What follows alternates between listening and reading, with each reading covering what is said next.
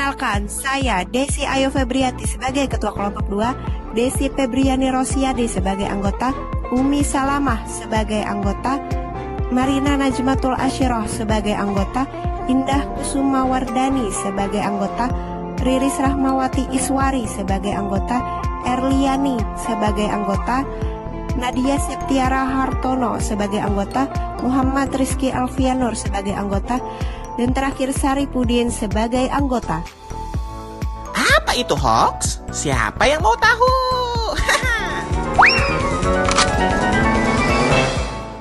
Nah, gimana misalnya kalau lo lagi asik-asik makan mie instan, terus lo cek sosmed, orang lagi pada heboh nge-share berita ada koruptor dikutuk rakyat jadi ikan pari. Hah? Iya sih, itu kabarnya bagus, tapi bikin kesel karena itu adalah hoax.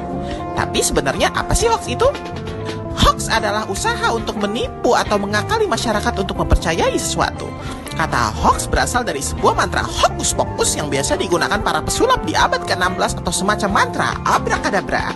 Jadi kayak pesulap, penyebar hoax mencoba membuat seseorang melihat suatu kebenaran menjadi kepalsuan atau sebaliknya.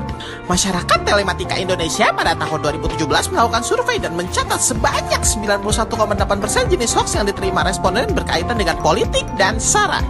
Hoax-hoax ini paling banyak beredar di media sosial dan aplikasi chatting. Terus, dari 1.000 responden yang diteliti, sebanyak 30% menyatakan sulit untuk memeriksa kebenaran suatu informasi yang diterima antara hoax atau bukan. Lalu, gimana sih cara menangkal hoax? Berikut cara tangkal hoax. Yang pertama, cek keaslian data. Salah satu tindakan yang bisa kita lakukan adalah periksa data. Ketika kita membaca sebuah berita di media sosial, perlu kita periksa apakah berita tersebut hoax atau tidak.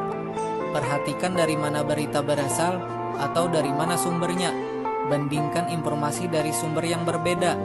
Bedakan informasi ataupun data berdasarkan opini dan fakta disertai bukti dan kesaksian.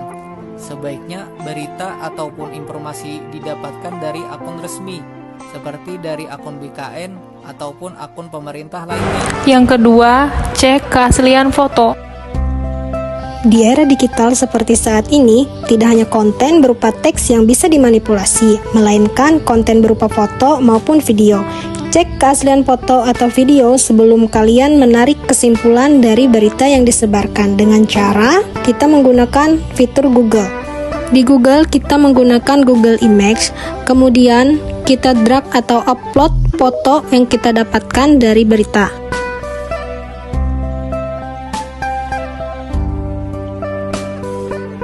Maka Google akan menampilkan hal-hal serupa terkait foto yang kita upload sebelumnya, sehingga kita dapat membandingkan berita tersebut hoax atau benar adanya. Karena di era digital yang semakin maju, banyak berita yang dimanipulasi oleh oknum-oknum yang tidak bertanggung jawab. Kemudian ikut grup diskusi. Aktif ikut serta dalam grup diskusi, baik diskusi secara langsung dengan rekan maupun diskusi di media sosial.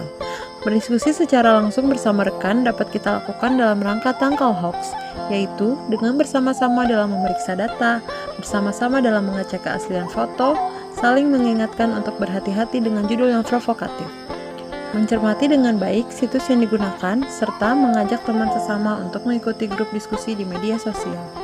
Nah, untuk grup diskusi di media sosial dalam rangka tangkal hoax, kita dapat ikut serta dalam forum diskusi anti fitnah, hasut, dan hoax di Facebook. Kemudian, kita bisa ikut grup lawan hoax di Telegram, dan juga mengikuti media sosial Turnback Hoax ID di Instagram. Yang keempat, hati-hati dengan judul provokatif. Berita hoaks seringkali menggunakan judul sensasional yang provokatif, misalnya dengan langsung menuding jari ke pihak tertentu. Isinya pun bisa diambil dari berita media resmi, hanya saja diubah-ubah agar menimbulkan persepsi sesuai yang dikehendaki sang pembuat hoaks. Karena itu, apabila kita menjumpai berita dengan judul provokatif, sebaiknya kita mencari referensi berupa berita serupa dari situs online resmi. Kemudian bandingkan isinya, apakah sama atau berbeda. Sekali lagi, hati-hati dengan judul provokatif. Yang kelima, Cermati alamat situs. Pastikan informasi atau berita yang kita dapatkan bersumber dari situs institusi pers resmi. Hanya ada 300 dari 43.000 situs berita terverifikasi sebagai situs pers resmi. Contoh situs berita resmi seperti detik.com, kompas.com, liputan6.com, dan lain-lain sebagainya.